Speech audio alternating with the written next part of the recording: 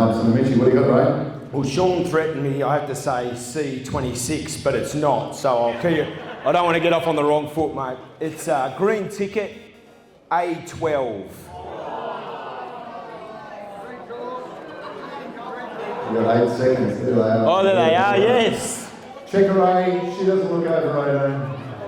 No alcohol for that one. Well done. And another one, please, Ray. Another one.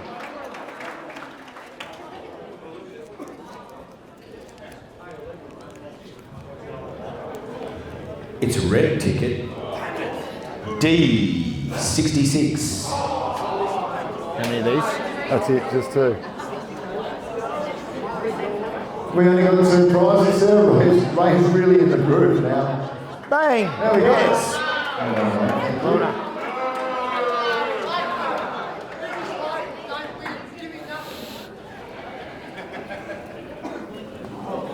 Caleb's over there looking at the questions, and it's nice to see that the Tasmanian Correction Service focuses hard on people's handwriting while they're in there. Ray, you did a great job today, mate. People are still buzzing about it, and everybody's now dropping your name, me and Ray, you know, when we spoke at lunchtime. Mate, I don't suppose everybody here knows, how did you get your start?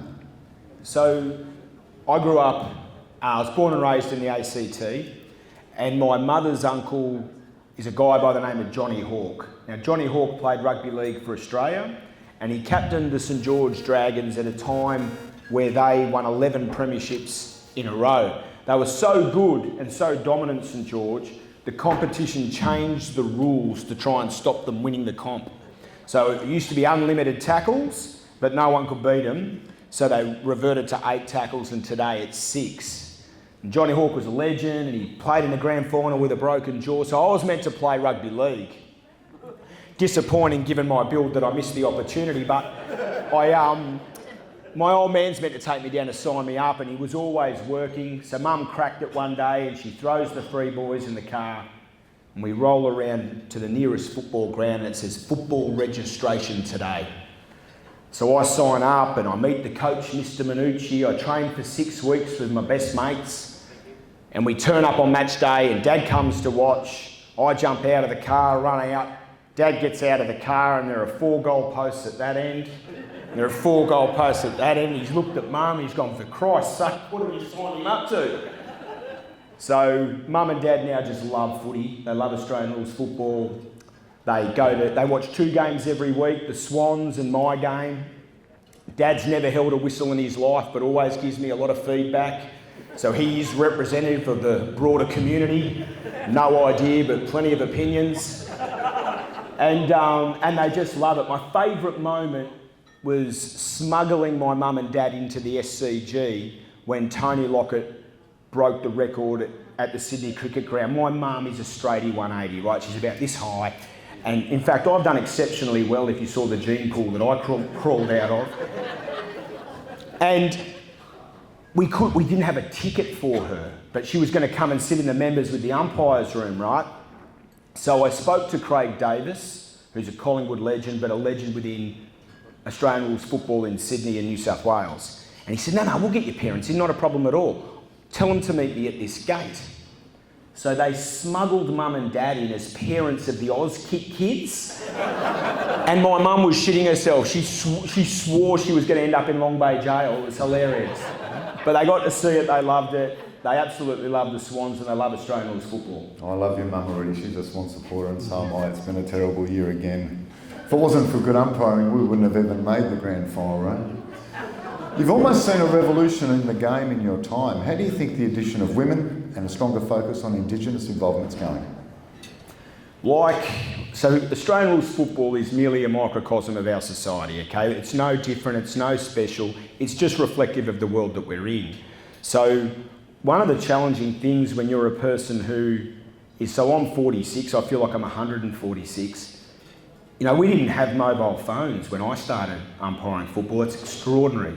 My mother went to typing school, right? I ring her up and just remind her of that too. She is the smartest person in our family by a street though, I might add.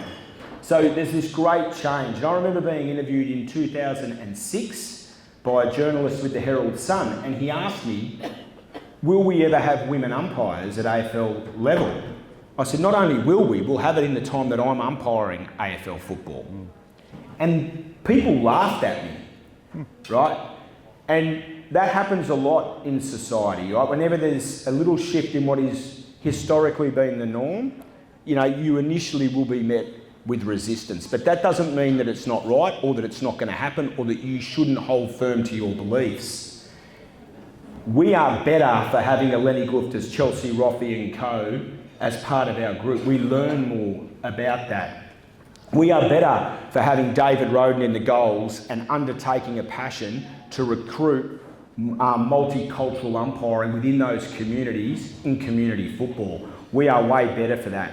So, you know, I look around this room and I've only been amongst you today and I see guys, I see girls, I see young ones, I see old ones. I'm not looking at anyone at all in particular. And I see parents, I see great diversity. And let's be honest, when you get different people with different views from different backgrounds and we're all open to it, it can only help us. Yep. Fantastic answer, fantastic. Yeah, good. It's well worth a hand, isn't it? Yeah, it's cool. Year 19 this year, Ray. Is it the people you meet and the places you go and the fond memories that you generate that makes it all so special? Yes. So when we catch up, and you might tip a few in and you're telling stories and lies and laughing, it's not, round 16, Port Adelaide versus Collingwood at Amy Stadium and I bounced 100. No one talks that shit. When we talk about the things that light us up and the memories and the gut laughs and all that, it's, do you remember that time in Miami when you got your wallet knocked off? And do you remember that time we drove to Witchy Proof and we had to talk our way out of a speeding ticket? You know, it's all those sorts of stories. So it's actually... It's not, the games I will hopefully at some point look back on and have some sort of reverence towards. And I'm not being dismissive or trying to act like I'm Joe Cool when I say they don't really matter much to me. It's who you're spending your time with.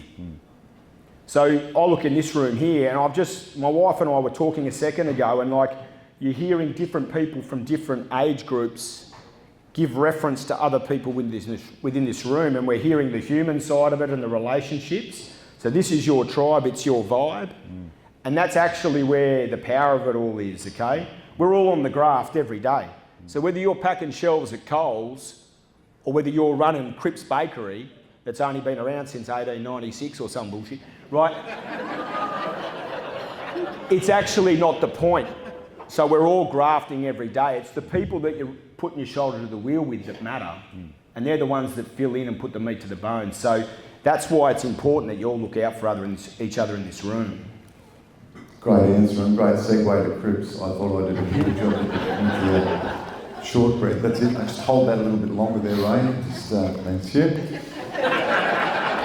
Given we no longer have alcohol sponsors, is that why the centre bounce remains? Instead of it being called a chuck-up, will the centre bounce remain knowing it is a serious OH&S issue for umpires? I think, short answer is I don't think it lasts. It's not because I don't want to. You asked me, do I think it will or it won't? So we have enormous difficulty in this game in attracting sufficient numbers of umpires to support the game. So there are certain challenges there. And one of them is the bounce, whether we like it or not. I think I was talking to someone, they had a reference, and there are like 71 umpires nationally outside of the AFL who bounce the football every week. That's extraordinary. 71 in the entire country bounce the friggin' thing every week. Now, when they, for those, so you know, you'll get Kevin Bartlett and others who are medicated most days, who will reference how important it is for the history of the game, okay, traditions of the game, which I revere sincerely. However, when they started AFL football and they decided that they were going to start it with a bounce with an oval ball, the purpose of that was for its unpredictable nature. So 4 players from both sides would start in the ground, in the middle, because it could go anywhere. If it went straight, great, the rucks had a crack at it. If it didn't, you called play on and we got on with it. But now apparently you have to bounce 100% dead straight well then throw it up. So it won't live. Yep. Throw it up, sponsored by Chemist Warehouse. How's your medication going? We got some questions written because the cameraman told us, he's self-employed member, 0417. And instead of listening to my boring old questions, ladies and gentlemen, Clint Sheen, life member and current AFL and AFLW matchday coach, posted me a question or two, which I'm not brave enough to ask you, because these come straight from the microphone of your fellow coaches. But hey, let's recognise Clint's work and notoriety. Where are you, Clint? He's over there, table. Do you want to just ask that first question that I'm too scared to ask, mate? Please. Well, there's two. You ask one and then the other one. But let's ask the first one. Nice and loud. What do you define as a great culture in an umpiring group? So the question was, what do I define as a great culture within an umpiring group? So probably the way I would answer that without notice, I think it's not just good enough for people to listen to one another. And I've mentioned this a couple of times today in different conversations. People actually need to be heard. And you've got great opportunity in this room because of the diversity that's in it. So, you need to hear everyone in this room. So I think it's incumbent upon this association to have a group, and it doesn't have to be overtly formal or every week or what have you, where every pocket of this group feels as though they're heard and can have a say in how things are done. Because if you truly want to have them involved, and you want to promote and rebirth and bring others and bring your friends along, then they can't be just turning up and being told how, what errors they made and what they have to do. That doesn't light up anyone. So when you are actually involved, you have a say, you're invested. But ultimately care. So in our field umpires, I can assure you we're all weirdos, okay? Every single one of us. I'm undiagnosed something, I'm absolutely certain of it. But whilst we don't see everything the same, I'm rapt about that. I love the passionate disputes and rigorous conversations that we have, because I would be bored out of my mind if we all ordered the same vanilla latte for breakfast, right? So those different views are super important. But I said this today, this group of people who I officiate with, I could go wallet, phone, keys and kid to any single one of them and say, I'll see you in 45 minutes. And I wouldn't bat an eyelid. I don't have another workplace or another group in my entire life on this planet that I could do that. They are fantastic people. So safety, being heard and respecting one another, an inclusive environment, they're the things that underpin a successful culture in anything. Great question, Clint.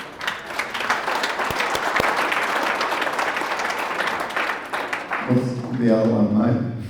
Did you want that one or did you want another one? Yeah, We're part of a stage play here, in case you didn't know. Take your time. So talking to a VFL umpire, Ray, we work in games together, but there's 20 years ago before you made the AFL panel, you were at Frankston. And This could be a problem. Was I? the question is, how many teeth did you pull out the back of your head? Oh, yeah, wow. Yeah, so the game, no, wonderful. So I was in the VFL. There's a little story behind this. I had been umpiring VFL senior footy, and the state director, Kevin Mitchell, was basically, he had to do a little bit of reshaping with me. I came that I needed some rewiring. And so he was riding me pretty hard, and I'm actually really grateful, because had he not done, I wouldn't have been ready when my time finally came to actually umpire AFL football. Anyway, he wasn't particularly happy with something that had happened, so I got dropped and I was in the reserves. And he said, I just want you to just low profile, low key, don't be centre of attention, just do your job, move along. So anyway, we're umpiring and I bounce this ball, field bounce, and I'm backing out, and this ruckman from Frankston comes bundling along, no mouth guard in, just looking at the ball, and smashes into the back of my head. And he broke his jaw, and he left 4 teeth in the back of my head. Oh. And he knocked himself for 6, right? So he gets stretchered off, taken to hospital. He bled into his lungs. He was in intensive care for a week. I've got blood just, excuse my French, pissing down my face. It's everywhere. I'm like, oh, wow. And I was umpiring with a kid who, you know, it was his first or second reserves game, right? And we got listed players playing in this game, and it was pretty heated. I couldn't leave him on his own. So I get shifted off into the change rooms, and they're pulling teeth out of my head. And they cut the hair away and stitch my head up. So I changed my shirt and I come back out. Now, it was at Trevor Barker Oval in Sandringham, and there's this part on the hill, and they are horrible. They've said the most horrible things to me there before. They applauded me when I walked out on this ground, right? Now, what's most important about this story is that my now wife, who I was dating, is here. She dawdles in a little bit later on to pick me up. Absolutely no idea of what's transpired, and she's standing next to a good Tasmanian man in Stephen Grun, another great Tasmanian man in Scott Jeffrey, and someone else on the hill who were going to umpire in the seniors. And she goes, is he balding at the back of his head? I married that girl. Great story, thanks, Ray. And the reason I wanted Clint to ask that question, the reason I wanted Clint to ask that question is I know some of the umpires here complain about things, you know. So just remember that one, ladies and gentlemen. If you're umpiring, watch out for Dobie Ruckman. Now, we had some of the better ones here, Ray, because you're mic'd, I'll get you to read them if you don't mind. Okay. How do the umpires remember all the players' names? Good question. So I'll talk about how I do it. I love this sort of visual context. So you've got 75% of them that you know. You'll know Scott Pendlebury, you'll know Nat Fyfe. Most of us in the room would recognise Nick Natanui and Aaron Sanderlands, you know, all those sorts of guys. But when a new person makes the list, who's not a superstar, they're the ones in the first sort of 6 weeks of the year, you're like, oh, who's this dude? And what's really important is if I'm saying to Lance Franklin, hey Frankie, blah, blah, blah, blah, but then I turn around and go, hey, old mate, I'm failing my responsibility to demonstrate a level of empathy and respect for the people who are participating. And they don't like it, and nor should they. So it's incumbent upon me to do my due diligence and turn up prepared. So I will get a game when they last played, and I will press mute, and I'll just call their names as it goes. You look on a piece of paper, that's not what they look like on the ground. So I need to know their number, their mannerisms, how they move, and so I'll just be rolling through their names over and over again. It's a rote learning exercise for me. And I was talking to Gerard Waitley about this. He does the same. So that's for me, that's how I learn their names. But everyone's got their own technique, but that's mine. And we'll expect you all to do that next year. Good one here from Craig. Do you get special training from the AFL to deal with abuse on game day? Yeah, they line us up in a room and haze us. No. So we have enormous support and resource. I mean, I look in the room here, I remember umpiring in the ACTAFL, so the ACT Footy League, right? Similar to here. I remember going to Wagga and umpiring Turvey Park versus the Wagga Tigers, and Terry Danaher was the playing coach. I saw Terry in the rider room on grand final day, and I said, Terry, do you remember when we first met? And he said, I do. I said, go on then, prove it. And he goes, you had more hair then. What's with the thing with the hair? You had more hair then. He goes, you're still cheeky. And he goes, I asked you, are you driving home? And I said, no, I'm being driven. And he said, how old are you? And I said, I'm 16. He goes, you can have a beer. So wow. I remember those days so well, and we weren't nearly as well resourced as we are at the AFL. So at the AFL, we're very well protected. If people do anything stupid online, they get a visit from the AFP. We have psychologists and counsellors and all of these sorts of things that we have access to, but we are in an environment where we're targeted. And so, you know, online platforms and all of those sorts of things in particular is where the vitriol lives. And there's no escaping that stuff. I stay off Hate Club. It does nothing for me. I've got no time for it or care for it. That's Facebook. Just Yeah. in case you don't know.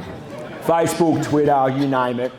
But I'm actually, personally, I've learned how to deal with all of that. It has very limited impact. I care about my mum. I care about my daughter.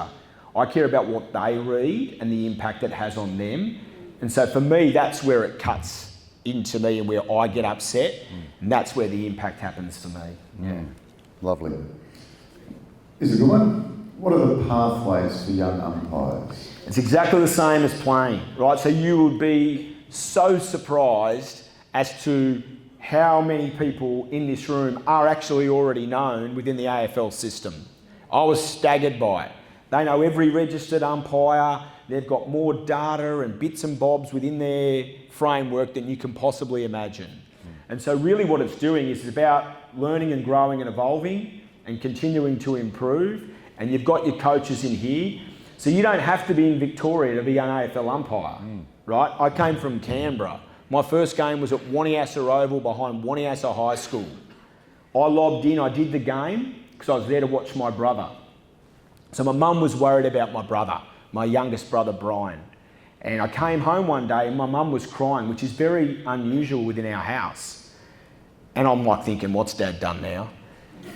And I said, are you all right? She goes, yeah, sorry. I've been at a course all week. And my mum, as I was saying, smartest woman in our family. And she was an executive assistant within the public service. And her boss would report directly into Parliament. And Mum basically tied his shoes up and did everything for him. And the course she was at was called Youth Suicide. Okay? And she said, every single slide on the screen all week has been your brother. And I look back on it now, and my mum was right. Now, Brian's fine, right? But there were telltale signs, right? So the dress started to get a little bit, loose. The hair was getting grown out. Less involved with sport and school. Dad's garden hose progressively getting shorter. You couldn't quite figure that out. And I always see who laughs in the room. And I get a very good insight into the behaviours of the people within the room. But she said, take an interest in him, go and watch him play footy. So I went down and turned up, and there was no umpire turn up. So the president said, we'll fill your car up with petrol and we won't let anyone abuse you if you do the game. So I went back to Mum, I said, are you still giving me $20 for petrol? She said, yes. I pocketed that, I went back, I said, I'm in. Commerce. And then I did the game, and some people who were there today heard this story, but this gentleman came up, Bob Stacey. Now, Bob was involved at the highest level of AFL umpiring, coaching, development, strategy, and he's this skinny little guy that I've never met while I'm at Waniassa Oval doing a solid for the footy club. And he said, how long have you been doing this for? I said, 45 minutes, Bob. He goes, no, not today, not today. How long? I said, Bob, I understood the question. I've been doing it for 45 minutes. And yeah, he said, well, mate, you can earn 6 figures part-time doing this. And I spent the next year and a half, 2 years at Bob's house every Sunday watching the Swans, and he'd coach me and explain to me what was going on the field. So there's always someone watching, so you just got to crack in, have fun, listen to your coaches, because they don't want you to fail, funnily enough. It doesn't serve them. But most importantly, have fun. Yeah, great answer. Well done, mate. Yes, good play.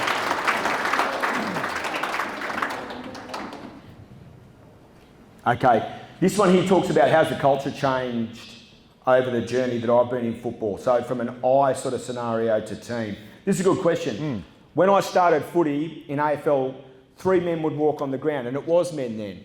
And it was our competition. We didn't care who won, lost or whatever. We didn't give a toss about that. It was just, I hope I bounce well and I umpire well. And so I'd see you miss a free kick and I was in the adjacent zone. I go, well, that's one for you, brother. That makes no sense. That makes no sense. So our role, no one gives a shit how we go. I go, great, you don't. They don't care about that. They're there to watch the game. We're there to serve the game. Unpack that for 5 minutes. Right? Our job's to collaborate to ensure that the players, who are the key stakeholders, and the fans get what they should get. We are there to serve the game.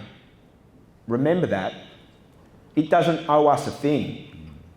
So we had to come to the fact that we had to collaborate with one another, and how do we team and use the resources that we've got on field to ensure that we cover each other's arse? Because no one else out there is cheering for us. My girlfriend was worried about my bald spot. I married that girl. So what they care about is how we serve the game. It's the game that matters. And so that took a long time for us to fight with some of the old boys who, you know, took great pleasure in getting tattoos when they did grand finals and all this sort of stuff, which is cool, because you should celebrate your wins. But within the context of that, the game owes us nothing and we are there to serve it. So it's changed dramatically. We don't talk about overrules, we talk about assists. The way we're assessed is predicated heavily on, did you get to where your mate needed you to be? Or did you leave them hanging in the wind? And if you do that, you get cooked. So it is bred into every part of what we do at the elite level that you put the game and your colleagues ahead of you every time. On behalf of Tasmania, I think we'd like to adopt you. You said at the meet and greet that you texted BT. Surely you'd give him a FaceTime. Well, no, because he'll be broadcasting, right? And there's lots of them that do this, and I don't always answer, but you'll see something and they get it wrong. So you've been referencing how well the umpires looked after Sydney to get them through. And everyone went gangbusters about the Ginnivan 50 and all of this stuff. The fact is, it was of all rules that we've got, and then most of them are subjective, that was black and white. It's 50. So the mark's back at the 9. Yeah, we know where he caught it. You've got to be here, bro. And he didn't. So he didn't know the rule. And then Luke Hodge, who I absolutely love, goes bananas. Jude Bolton, love him, went bananas. They don't know the rules, right? And the rules aren't advocated for. BT's humble enough, and this is true, to seek actually feedback. He wants to get it right, which I love. So every now and then he'll cock one up and I'll go, mate, retract that lickety split, will ya? And I'll give it to him and then he'll go, I have a very learned friend who has sent me a message. Don't you name me or I'll flog you. So yeah, so they're trying to get better with that. I thought you were going to go there with the Ginnivan comment about, hey, if only he was a bit taller or had a penchant not to duck. I could name 2 players from every club. Yeah, I'll bet. Yep. It's become I don't want to say Goulding and Papley, but no, that's all right. Mate, they should give out. Bloody Swan supporters. Do they not have an award at the AFL for the best acting, like the soccer? Who is the best and worst player to umpire, and who was good to talk to, and who gave you the most trouble from Emmett? All right, I've got to be careful because this is on film, but I'll tell the truth. So what happens on field, and I'm massive on this, I've learned this over 20 years, is that your personality type and how you roll when it's that competitive environment isn't necessarily reflective of who you are as a human being off the field, right? But Peter Bell, and I've said this a million times, I'm happy to say it to his face, was peerless. Like daylight second, he was horrible. I remember there was a game and he just sprayed me for an hour, like said the most horrible things. And I was an idiot. And I paid a 50 to the West Coast and I was trying to explain to him why. I thought if I explain it to him, he'll get it. He could not care less. So he just kept barreling in. And this is before we had microphones on. And I said to him, exasperated, fuck off, Peter. And Peter looked at me like I'd run over his firstborn, right? And he said, you can't swear at me. I said, mate, you've called me everything under the sun for an hour. Fuck off, right? And he looked at me and he said, I'm going to report you. So I said, well, I'll hang around after the game and if you can spell it out, which was stupid because he's highly intelligent. Lawyer, president of the Players Association, owns half of Western Australia, right? And here's little smart-ass me. I said, I'll hang around, I'll sign the letter, right? Well, I didn't hang around, but he wrote the letter. True story, got me in. Nice story too. How long can you continue to umpire at the highest level? Does the AFL Umpire Department encourage older umpires? From Daniel. How long can I go for, you reckon? 45. One more year. There you go. So I got one more year. No, the AFL umpiring department have been unreal. So I refer to it as the embryos and the fossils. So I'm part of the fossils, obviously, and so our training's all individualised, all GPS. Every session you've got to upload your data. The strength and conditioning boffins get on that. They're the nerds, they're the most boring people in Australia. And then they ring you and go, Ray, you haven't hit 90% of your top end speed, you need to do that tomorrow. So you get all this guidance all the way through. And then we get nights off and nights that we don't have to come in and we can spend more time with our families. And you know, when you've umpired 20 years, you kind of don't have to be there every night, right? And they're unbelievably supportive with that. So we'll have 4 umpires on the field next year, not 3. And that again is around trying to keep the oldest 10 really on our list in the game for longer, because they recognise that they've got a problem coming. So yeah, they're very supportive is the short answer. We're lucky here there's so many young ones, eh? May they all make it. And the great thing about, though, keeping the older ones, it's the same here in this room. I've had some great stories about 1974 and Geelong versus Hawthorn and conversations around that today. I've loved it. So thank you for sharing all of that stuff with me today. Like, you learn about where your groups come from, actually. I wasn't around in 1974. In fact, I'm not sure whether my old man met my mum then. So, but it's so great to be able to hear about what was happening with our group then, who were involved. Tell me your stories, because it gives you a better understanding of where you are now. Conversely, right, I'm able to share with you and you know where we've come to now and the different things that happen now, and I'm sure that that's great for you to know as well. Just like in this room, you've got the same thing happening. Yep, it's impressive to see. Fitzy's put one in. What's the best or the funniest comment you've heard from over the fence? All right, this is easy. Generally, it's to do with height and your stand up, Ray. Yeah, I've never heard that one before. You flog. But one day I'm down in one end and it was a Collingwood game, and over the fence, I paid a free kick against Collingwood. Anyway, goal results and they're still going ape shit and we're waiting for the ad to finish and I'm waiting for a drink, so it's a bit of a lull at the ground, and I hear this bloke yell out, Rayzor, there is no doubt the dingo took the wrong Chamberlain. And I turned around, I just clung like, 3 votes.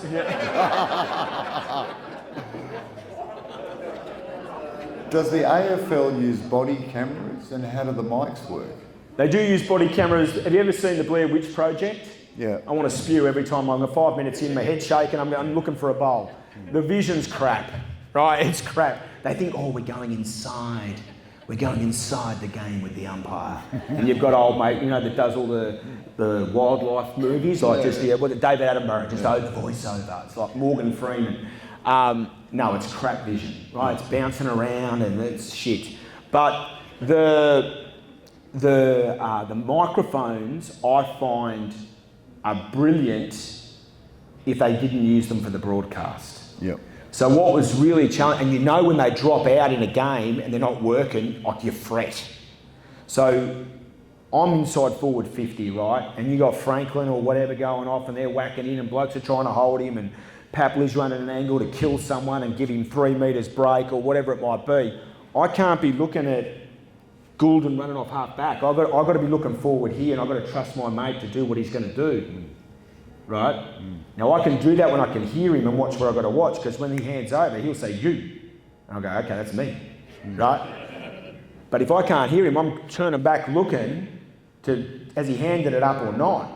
There are 100,000 people in the background. I'm looking for some Derek wearing a lime green shirt. Is it me? Is it you? Meanwhile, old mate's grabbed someone by the throat, thrown him on the ground. I haven't seen it because I'm too busy trying to figure out what my teammate's doing. Yep. So the matchcom stuff's elite for allowing us to be able to collaborate and do what we need to do together. But I think it's an encumbrance in terms of then they broadcast everything into the living room. So you get all this, you know, plum in your mouth communication that the players just love. Being spoken to like you're a school teacher. They respond wonderfully to that. So I think we could bin it for the broadcast and keep it for on field. Yep, that's fantastic. On a warm day, ice creams or icy poles? I don't do sweets, but I'm a cornetto kind of guy. Oh yeah, cornetto kind of guy. Ray, we would normally have you up here for the rest of the evening and ditch the DJ and the dessert, wouldn't we, Caleb? It's a riveting thing. Who's having a good time? Yeah. And if we go over dessert while they're doing alternative drop, you're happy to talk over the noise? Yeah, well, as long as you want me here, mate. Fantastic. Well, I asked you the question when you got out of the car today. You started a foundation. Can you tell us a bit about why and what work it does? Yeah, so I obviously, you try and be entertaining and whatever else. I'll be sincere with this. So, I'm from Canberra. I've got 2 younger brothers. I take off pursuing this thing, and it's gone great. And we were only talking this weekend. Nick was talking about Disco Stew. That's her father, and that we've been away for 20 odd years from home. So. And you get back and you haven't seen your parents for a while and you go, holy shit, they've aged, and so that strikes you that we need to get back more. And so I'd be ringing home to my brothers and saying, hey, have you rung mum? Who's paying for Christmas, right? And I didn't like that was the nature of our conversation because quite frankly, they're adults, they've got their own family, they don't need me preaching to them. So I come up with this idea, we'll do something challenging together, we'll have some mates involved, we might raise some money, we'll give it to someone. But like everything today in 2022, things are a lot more complicated than that. So I got put on the back burner. I'm driving home one day, phone rings, it's my fat, bald brother. That's Peter. And anyway, he's crying. And I go, are you all right? And he said, Robbie took his own life. And I thought he was referencing Rob. Now, Rob's my best mate, my best man. He's our guy.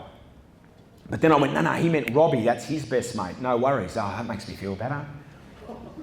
Exactly, right? Horrible feeling. And Robbie left behind 2 young children, and there's a whole range of story behind that. So now, if anything at all positive that came out of Robbie's passing was that it gave us a catalyst and a purpose, right?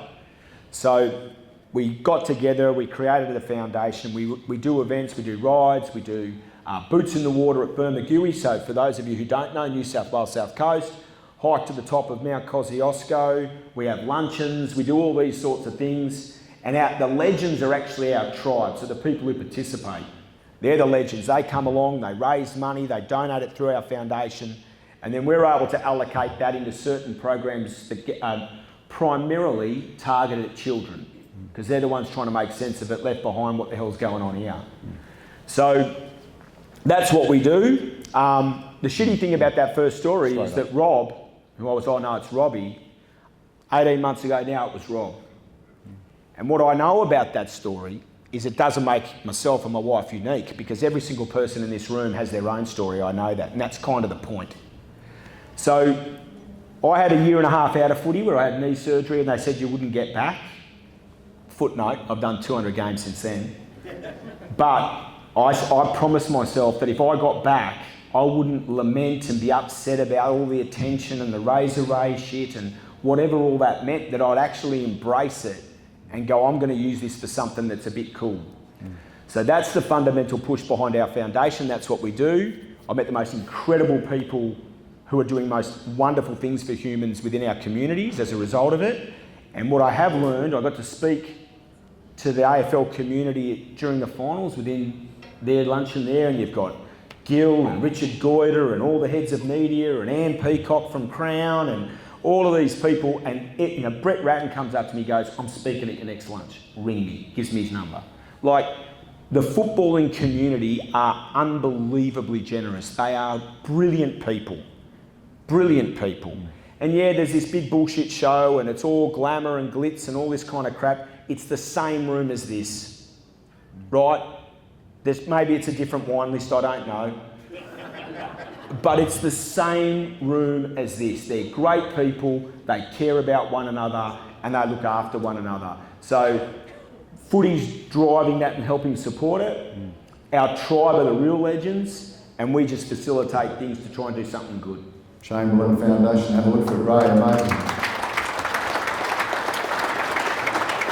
If I looked around the room at the young ones today, as an 18-year-old in Launceston, and I want to get very little for getting abused by people who seem alien, with totally biased opinion, hinged on low levels of maturity. Just wait till you have teenagers.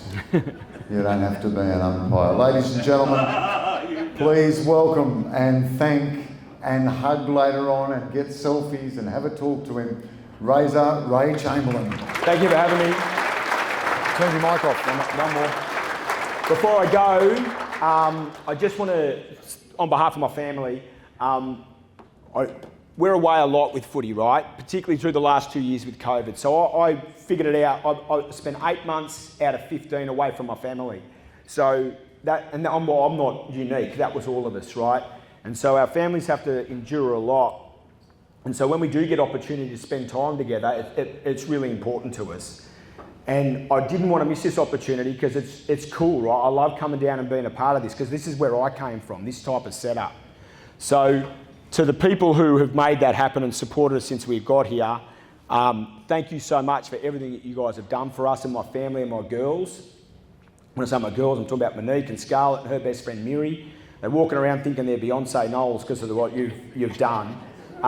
So again, sincere thanks for everything. We're most grateful for the way we've been welcomed, and I hope you all have a fabulous night. Thank you. It's great to work with you.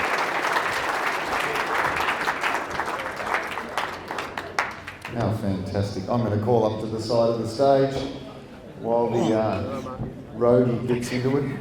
Gower, Cracky, Yap, Supercoach and Daniel. Can you come up?